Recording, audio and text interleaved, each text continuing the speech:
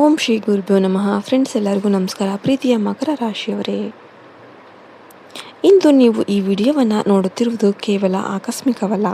ಇದು ನಿಮ್ಮ ಜೀವನದಲ್ಲಿ ನೀವು ಪಟ್ಟ ಕಠಿಣ ಶ್ರಮಕ್ಕೆ ನ್ಯಾಯ ಸಿಗುವ ಸಮಯ ಬಂದಿದೆ ಎಂಬುದಕ್ಕೆ ಬ್ರಹ್ಮಾಂಡ ನೀಡುತ್ತಿರುವ ಸೂಚನೆ. ಜಗತ್ತಿನ ಅತ್ಯಂತ ತಾಳ್ಮೆಯುಳ್ಳ, ಶಿಸ್ತುಬದ್ಧ ಮತ್ತು ಮಹತ್ವಾಕಾಂಕ್ಷೆಯ ರಾಶಿ ಯಾವುದಪ್ಪ ಅಂದರೆ ಅದು ನಿಮ್ಮದು. ಮುಂದಿನ 24 ಗಂಟೆಗಳು ನಿಮ್ಮ ಬದುಕಲ್ಲಿ ಅಸಾಧಾರಣ ಬದಲಾವಣೆಗಳನ್ನು ತರ್ತಾ ಇವೆ. ಭೂಮಿ ತತ್ವದ ರಾಶಿಯಾದ ನೀವು ಬಂಡೆಯಂತೆ ಸ್ಥಿರವಾಗಿ ನಿಂತು ಜೀವನದ ಬಿರುಗಾಳಿಗಳನ್ನು ಎದುರಿಸಿದ್ದೀರಿ. ಈಗ ಆ ಬಂಡೆಯ ಮೇಲೆ ವಿಜಯದ ಧ್ವಜ ಹಾರಿಸುವ ಸಮಯ ಬಂದಿದೆ. ಈ ಮಾಹಿತಿಯನ್ನು ಸಂಪೂರ್ಣವಾಗಿ ಗಮನದಿಂದ ಕೇಳಿ, ಯಾಕೆಂದರೆ ಇದು ನಿಮ್ಮ ಭವಿಷ್ಯವನ್ನು ಸಂಪೂರ್ಣವಾಗಿ ಬದಲಿಸುವ ಶಕ್ತಿ ಹೊಂದಿದೆ. ಪ್ರಸ್ತುತ ಪರಿಸ್ಥಿತಿ ನಿರಂತರ ಹೋರಾಟ. ಮಕರ ರಾಶಿಯವರೇ, ಇತ್ತೀಚಿನ ದಿನಗಳಲ್ಲಿ ನೀವು ಅನುಭವಿಸುತ್ತಿರುವ ಒತ್ತಡ ಯಾರಿಗೂ ಅರ್ಥ ಆಗ್ತಾ ಇಲ್ಲ.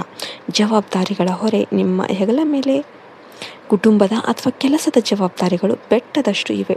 ವಿಶ್ರಾಂತಿ ಪಡೆಯೋದಕ್ಕೆ ಬಯಸಿದರೂ ಕೂಡ ಯಾವುದೋ ಒಂದು ಕೆಲಸ ನಿಮ್ಮನ್ನು ಕಾಡ್ತಾ ಇದೆ.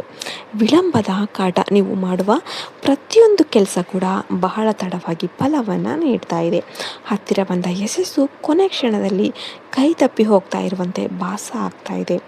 ನಿಮ್ಮ ಸುತ್ತ ನೂರಾರು ಜನ ಇದ್ದರೂ ಕೂಡ ನಿಮ್ಮ ಮನಸ್ಸನ್ನು ಅರ್ಥ ಮಾಡಿಕೊಳ್ಳುವವರು ಯಾರೂ ಇಲ್ಲ ಎಂಬ ನೋವು ನಿಮ್ಮನ್ನು ಒಳಗಿನಿಂದ ಸುಡ್ತಾ ಇದೆ.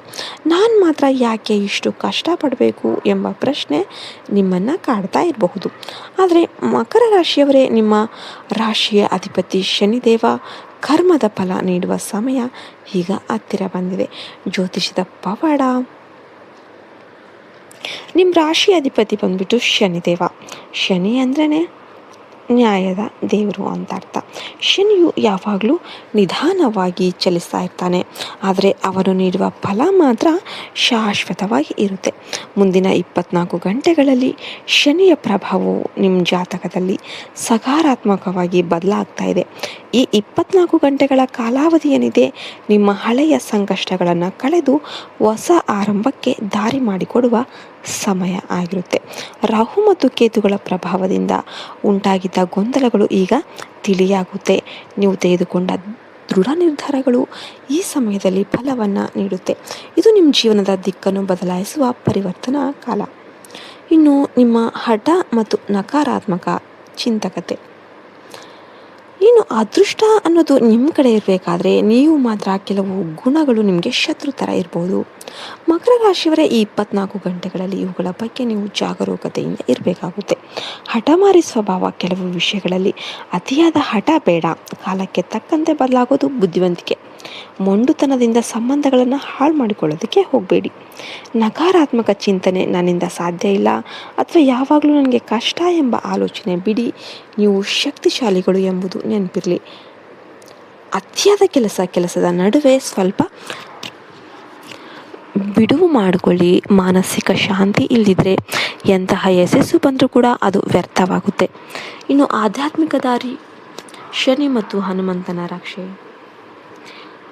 ಧಾರ್ಮಿಕವಾಗಿ ಈ ಸಮಯ ಮಕರ ರಾಶಿಯವರಿಗೆ ಬಹಳ ಮುಖ್ಯವಾಗಿರುತ್ತೆ. ಶನಿದೇವನ ದೋಷಗಳನ್ನು ನಿವಾರಣೆ ಮಾಡೋದಕ್ಕೆ ಹನುಮಂತನ ಆರಾಧನೆ ಅತ್ಯುತ್ತಮ ಮಾರ್ಗವಾಗಿರುತ್ತೆ. ಈ 24 ಗಂಟೆಗಳಲ್ಲಿ ನೀವು ಮಾಡಬೇಕಾಗಿದ್ದು ಇಷ್ಟು: ದೀಪಾರಾಧನೆ ಮಾಡಿ. ಇಂದು ಸಂಜೆ ಎಳ್ಳೆಣ್ಣೆಯ ದೀಪವನ್ನು ಹಚ್ಚಿ ಶನಿದೇವನನ್ನು ಪ್ರಾರ್ಥನೆ ಮಾಡಿ. ಇದು ನಿಮ್ಮ ಆರ್ಥಿಕ ಅಡೆತಡೆಗಳನ್ನು ನಿವಾರಿಸುತ್ತೆ. ಹನುಮಾನ್ ಚಾಲಿಸ ಪಠನೆ ಮಾಡಿ. ಹನುಮಂತನ ಸ್ಮರಣೆ ಮಾಡೋದ್ರಿಂದ ನಿಮ್ಮ ಭಯ ಮತ್ತು ಆತಂಕ ದೂರವಾಗುತ್ತೆ. ಕೆಂಪು ಬಣ್ಣದ ಪ್ರಾಣಿಗಳಿಗೆ, ಎಸ್ಪೆಷಲಿ ಕಪ್ಪು ನಾಯಿ ಅಥವಾ ಕಾಗೆ, ಈ ಥರ ಕಪ್ಪು ಬಣ್ಣದ ಪ್ರಾಣಿಗಳಿಗೆ ನೀವು ಆಹಾರ ನೀಡಿ. ಬಡವರಿಗೆ ಅಥವಾ ವೃದ್ಧರಿಗೆ ನಿಮ್ಮ ಕೈಲಾದಷ್ಟು ಸಹಾಯ ಮಾಡಿ. ಇದು ನಿಮ್ಮ ಪುಣ್ಯವನ್ನು ಹೆಚ್ಚಿಸುತ್ತೆ.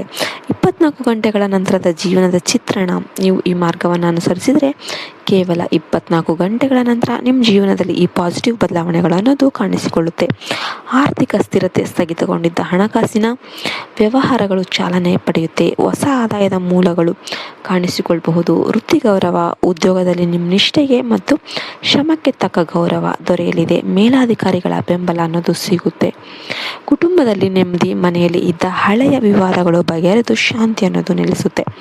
ಮಕ್ಕಳಿಂದ ಅಥವಾ ಹಿರಿಯರಿಂದ ಶುಭ ಸುದ್ದಿ ಅನ್ನೋದು ಕೇಳ್ತೀರಾ. ಇನ್ನು ನಿಮ್ಮಲ್ಲಿ ಹೊಸ ಆತ್ಮವಿಶ್ವಾಸ ಅನ್ನೋದು ಮೂಡುತ್ತೆ. ಯಾವುದೇ ಸವಾಲನ್ನು ಎದುರಿಸುವ ಶಕ್ತಿ ನಿಮ್ಮದಾಗಿ ಇರುತ್ತೆ. ಕರ್ಮವೇ ಧರ್ಮ. ಮಕರ ರಾಶಿಯವರೇ, ನೀವು ವಿಧಿಯ ನೆಚ್ಚಿನ ಮಕ್ಕಳಾಗಿರ್ತೀರ. ನೀವು ಎದುರಿಸಿದ ಕಷ್ಟಗಳೇನಿದೆ ನಿಮ್ಮನ್ನು ಗಟ್ಟಿಗೊಳಿಸೋದಕ್ಕೆ ಬಂದಿದ್ದು. ಈಗ ನಿಮ್ಮ ಗೆಲುವಿನ ಸಮಯ ಅನ್ನೋದು ಆರಂಭ ಆಗಿದೆ. ದೇವರ ಮೇಲೆ ನಂಬಿಕೆ ಇಡಿ ಮತ್ತು ನಿಮ್ಮ ಪರಿಶ್ರಮವನ್ನು ಮುಂದುವರಿಸಿ. ಈ ವಿಡಿಯೋ ನಿಮಗೆ ಸಹಾಯ ಆಯಿತು, ಇಷ್ಟ ಆಯಿತು ಅಂದರೆ ವಿಡಿಯೋ ಒಂದು ಲೈಕ್ ಕೊಟ್ಟು ಜೈ ಶ್ರೀರಾಮ್ ಅಂತ ಕಮೆಂಟ್ ಮಾಡಿ. ವಿಡಿಯೋನ ಶೇರ್ ಮಾಡಿ, ಲೈಕ್ ಮಾಡಿ. ಜೈ ಹಿಂದ್, ಜೈ ಭಾರತ್ ಮಾತೆ. ಹರಿ ಓಂ ತತ್ಸತ್. ಸರ್ವೇ ಜನೋ ಸುಖಿನೋ ಭವಂತು.